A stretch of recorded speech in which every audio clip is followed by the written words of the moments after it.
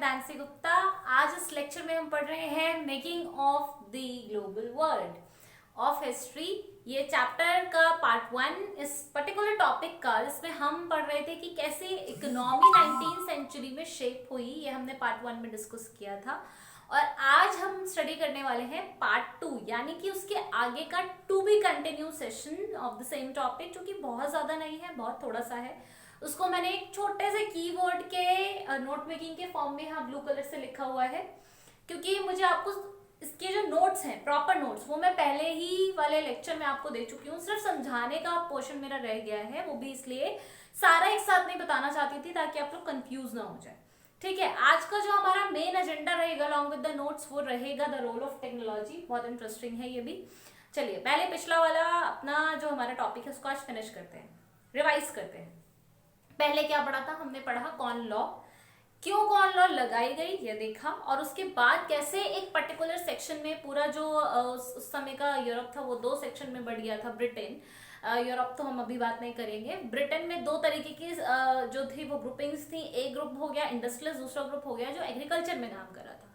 तो एक ग्रुप की भलाई के लिए कॉर्न लॉ लगाई गई, तो दूसरी ग्रुप को उसका नुकसान नजर आया और उन्होंने फिर गवर्नमेंट को फोर्स किया कि कॉर्न लॉ हटा दी जाए, और फिर कॉर्न लॉ हटा भी दी गई।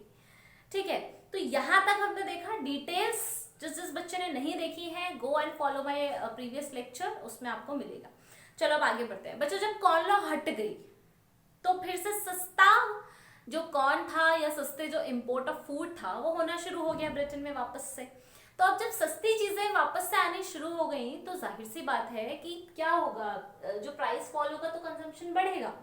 कोई चीज सस्ती हो जाएगी तो आप लोग जो है वो ज्यादा उसको एक्सेसिबल हो जाएंगे, उसको ज्यादा खरीदेंगे, तो वही होगा, लोग कंजम्पशन बढ़ गया, लोग ज्यादा खरीदने लगे। अब अगर मार्केट में डिमांड बढ़ती चली जा रही है, जब कंजम्पशन बढ़ रहा है, डिमांड बढ़ रही है, तो उसका प्रोडक्शन भी तो बढ़ेगा। अब प्रोडक्शन बढ़ाने के लिए आपका रशिया, अमेरिका और ऑस्ट्रेलिया, ये तीनों कंट्री अपने यहाँ के पूरे पूरे बड़े बड़े फार्मलैंड्स को खाली कर रहे थे, जो है कि वहां पे हम अपना एग्रीकल्चर बढ़ाएं और ब्रिटेन की जरूरतों को पूरा करें, क्योंकि हमें वहां पे एक्सपोर्ट करना है। उनको जो ग्रेन्स थे वो एक्सपोर्ट करने थे ब्रिटेन में, क्योंकि डिमांड कहाँ बढ़ गई थी? ब्रिटेन में बढ़ गई थी।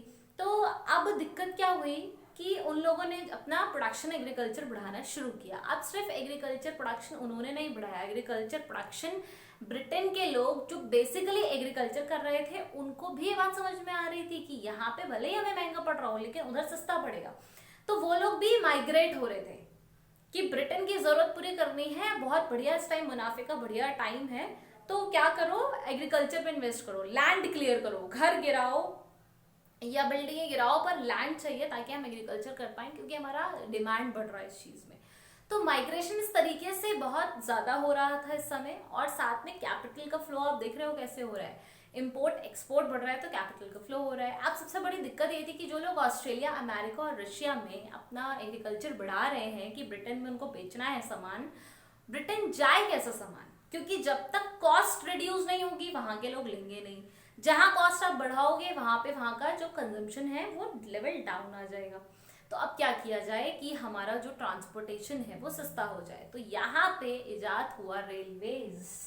अब आएगा रेलवेज। अब रेलवेज जो है वो यहाँ पे इन्वेंट हुआ। रेलवेज की स्मूथ, जितना ज्यादा रेलवे स्मूथ होता चला गया उतना ही ज्यादा इंपोर्ट एक्सपोर्ट होने लगा, उतनी सस्ती चीजें आने लगी, लोगों का लिविंग स्टैंडर्ड बढ़ गया, लोगों के खाने में बहुत सहूलियतें हो गई।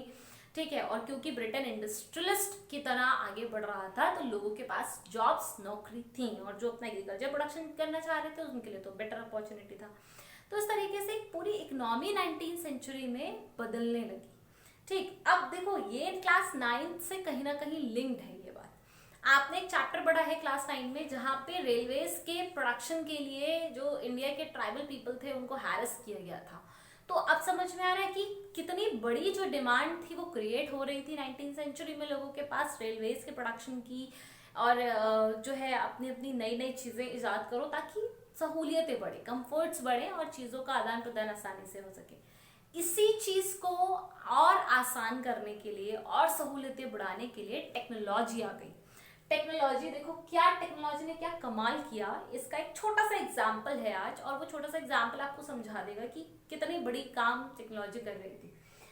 ये टाइम जो हम पढ़ रहे थे shaping of the 19th century economy, तो वहां पर रेलवे बन गया ताकि जो इम्पोर्ट हो रहा है, एक्सपोर्ट आ रहा है, जो भी आ रहा है आपका ऑस्ट्रेलिया, अमेरिका, रशिया से, वो आसान हो जाए।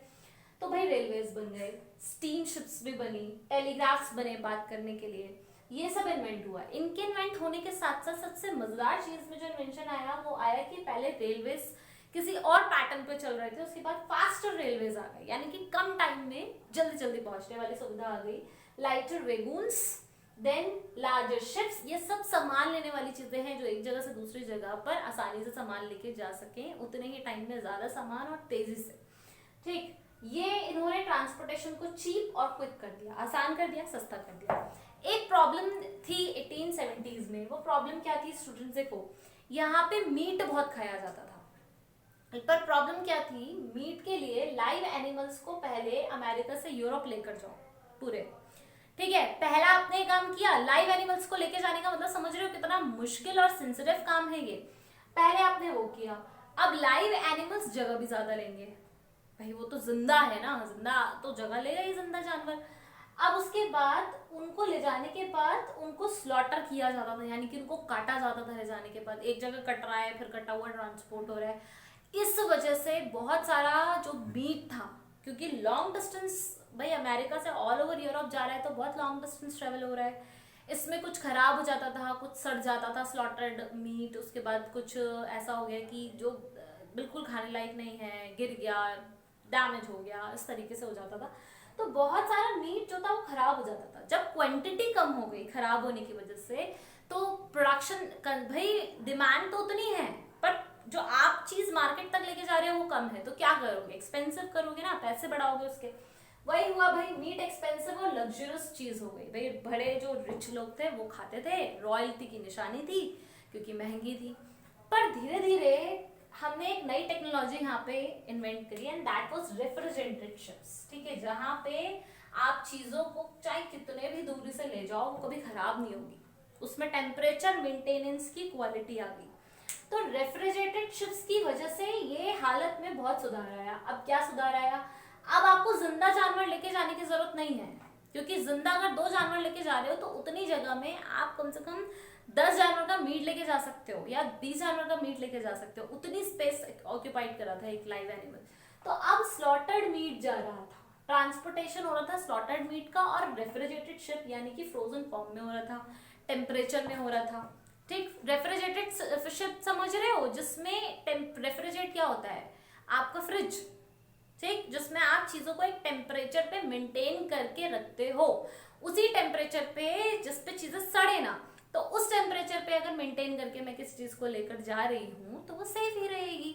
तो यही होने लगा, अब ये होने लगा तो सारी, भाई जितना मीट था उतना का उतना पहुंच रहा है, जितनी डिमांड थी उतना प्रोडक्शन हो रहा है, तो अब क्या प्राइसेस हाई रहेंगे, एक्सपेंसिव रहेगा, नहीं सॉरी। अब क्या हुआ, पुअर लोग भी अपना मीट को अफोर्ड कर पा रहे थे, उनके खाने में भी वैरायटी आ गई थी, उनका स्टैंडर्ड ऑफ ईटिंग भी बढ़ गया था, ठीक, now poor could afford varied diet. और अब खाने की वजह से या ये जो इकोनॉमी में बदलाव आ रहा है, खाने में बदलाव आ रहा है, टेक्नोलॉजी में बदलाव आ रहा है, इसकी वजह से, बेटर लिविंग कंडीशन की वजह से लोग आपस में एक दूसरे से बहुत प्यार से रह रहे थे, पीस आ गया था, लड़ना झगड़ना बंद हो गया था, गरीब और अमीर के ताने बंद हो गए थे, बहुत सारी चीजें खत्म होती जा रही थी और हार्मोनी और पीस फैल रहा था।